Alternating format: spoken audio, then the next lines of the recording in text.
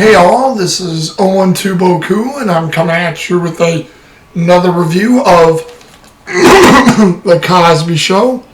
Season 4 again, as I'm covering the numbers there yet again. And just wondering what you guys know, if you guys remembered from my videos. I apologize for starting The Cosby Show like I did. Like I said, I was supposed to also do wrestling in between, so I figured what I would do is we'll finish the first part of The Cosby Show, probably do a thing of my wrestling if I remember to grab it, which I'm hopefully going to in a couple of days. It's sitting out there in the living room. Grab that, so when we're done with The Cosby Show, the next reviews I can start getting in for you guys is, you know, the Royal Rumble. I think I'm on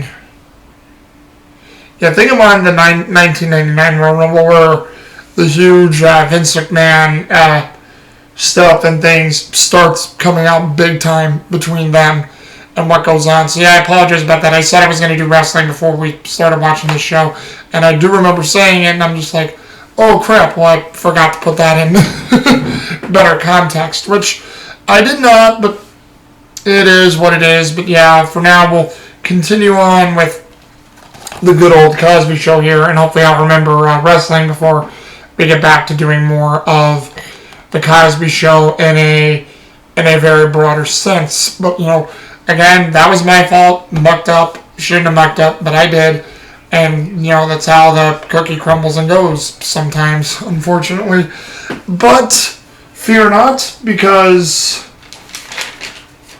you know, we continue with episode 2, the one they like to call Theogate. And this one is something where, you know, it starts out pretty simple. Vanessa is, I think, performing on a play or a musical play or a theater. I forget which, but you have Dr. Heathcliff Huxtable and Claire Huxtable getting all the kids ready. You know, Rudy, Peter, and Kenny. And I think, you know, Rudy Huxtable, that's her name, and Peter, I probably forgot his name, but they have it down as Peter or Kiara. Her friend's name, who she called Bud a long time ago, was called Kenny. And, you know, we found out in, I think, season 2 or 3, his name was Kenny. But, you know, they're all sitting together, and he's like, you know, having them play up being British and things like that. And what happens is they're trying to, you know, wait for Theo, because Theo was supposed to be back from his track practice. And apparently they go to Circle Burger and get burgers. The coach is really nice about it, and they're waiting for Theo, and they're about to get going.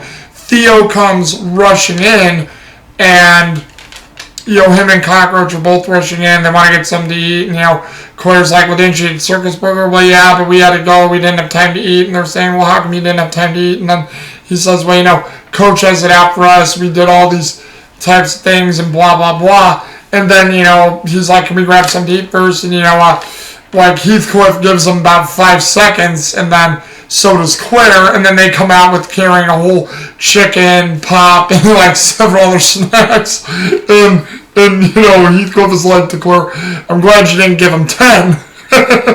And you know, they come back home, they're giving Vanessa Huxtable, you know, props for the play, and then the main part of it is Theo goes in the kitchen to get some drinks, and, you know, he wants to go to bed, and then, you know, you have Claire sort of, you know, wanting to dig into Theo for why he was late, because he said, you know, like, everybody else got their circus burgers, but not me and Cockroach. And then, you know, it's like, you know, we didn't have time to this and that. And then Claire's, you know, catching some things within his story that keeps changing. Like, I thought, like, well, you guys were in a rush and didn't have time to eat circus burger, but you're saying everybody else got your burgers but you two. How come you two guys didn't get it? And then all these things. And then there's a part where she asks him again, you know, Heathcliff's like, you know, sort of treating it as some dads do, you know, boys will be boys, but she asks, you know, so what happened? And, you know, Heathcliff also digs into his son, too, and Theo's like, well, the coach is having some girlfriend or marital problems, and, you know, he's sort of taking it out on us, but, you know, he's a good coach, we're trying to stick by him, and there's all these different things, and then, you know, he goes away, and then, there's all these great things where Claire doesn't trust it, and, you know, Heathcliff's like, well, the boy was 15 minutes late. It happens. Boys will be boys. And she's like to Heathcliff, her husband, when you say boys will be boys, I say something is mother's intuition. Something could be wrong. And there are fathers and mothers who do that, and I understand how they're sort of at odds. Like Heathcliff thinks it's something, but it's not a big deal. But then Claire thinks it is possibly a bigger deal. And there are those interconnections that do happen. One day on a Saturday when Theo comes home, he goes up the stairs. Rudy says there was a phone call from his principal. And Theo's like, did you mention anything to mom or dad? No, they're not home yet. And he's like, oh, please don't mention it. Claire comes in, and then Rudy says, hey, there was a call for this person and that person. But then she says, there was another call, but I'm not supposed to tell you.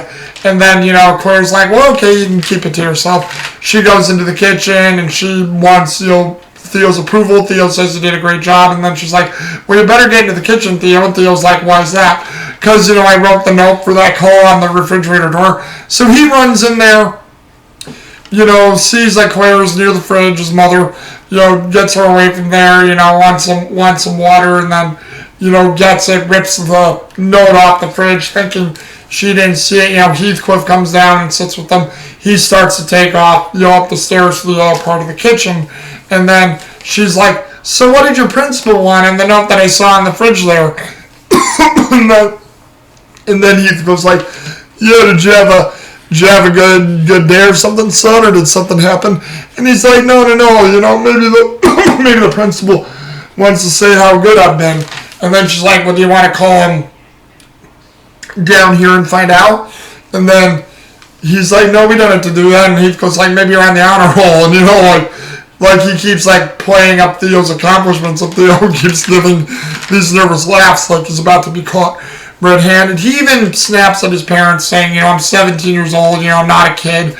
You can treat me like an adult. And then Claire's like, well, okay, you want to be treated like an adult? I'll treat you like one. And then because she doesn't believe Theo, they hold this mock court sort of idea to where, she summons Theo to court, and, Theo comes to court, and they turn their whole living room into this makeshift courtroom.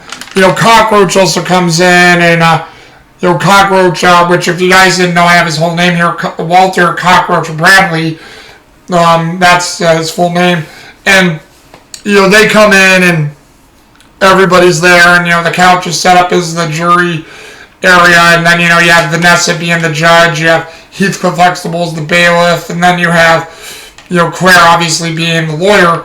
And, it becomes this proceeding where they want to call witnesses. Cockroach has to represent Theo, and, Cockroach, who's watched a lot of judge shows on TV and these programs and, Law and Order, probably things like that, says, he tries to bribe the judge and the jury for ice cream, and, even goes over to Vanessa and puts an emphasis on makeup and all these things. And then Claire knows that, Cockroach is trying to bribe everybody, and she even calls, the bailiff to the prosecution stand.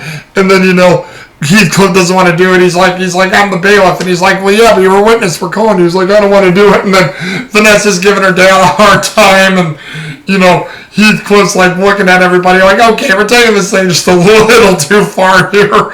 And Cockroach even catches Heathcliff in the act, saying that, if Theo joined the team, didn't you promise him a car? And he's like, yes, I did promise him a car. That shocks Claire, and everybody's sort of looking at Heathcliff like, well, hey, I had to get the boy to do something. And, it's like all these great things. But, the trial goes on with some of the shenanigans and everything.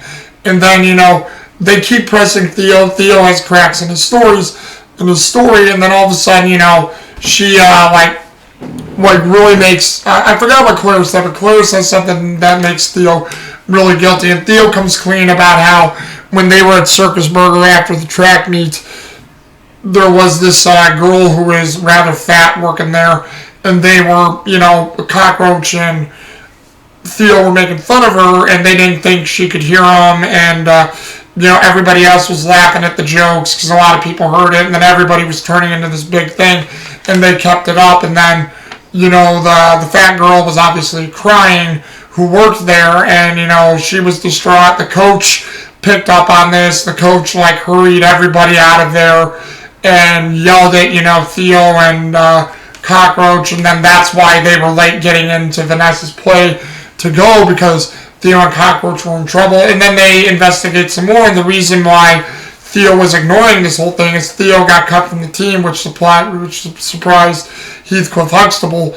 And, so it was all this thing to where he was just saying stuff like this. And then Quare goes, well, do you see what this did? This wasn't that bad of a thing, but, you shouldn't have made fun of that girl, and you should apologize to her. But again, you see where this got you, trying to cover up a lie. It even becomes a bigger lie, and then we have this whole thing, and it didn't even need to get to that. And she's like, you should always tell the truth at all times, and not let even these types of lies become bigger lies that can get you further and further into trouble.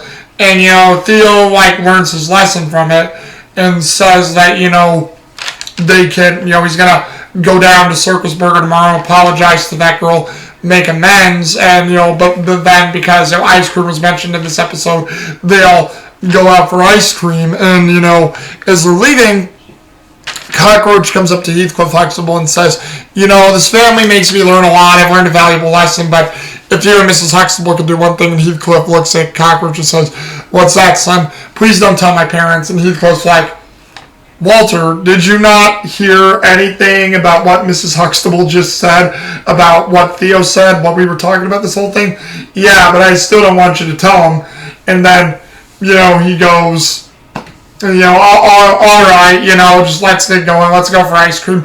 And I forgot, too, not only did Theo not learn the lesson, she asks Vanessa and Rudy if they understood the lesson too, and then Rudy fell asleep on the couch and didn't understand it, and Vanessa was busy being a judge, so she didn't hear it. So their children really didn't get the message at all about how telling the truth is important. But kids will be kids. We've all done that, and again, it's like we have to learn it, we have to understand it, but as kids we don't always listen.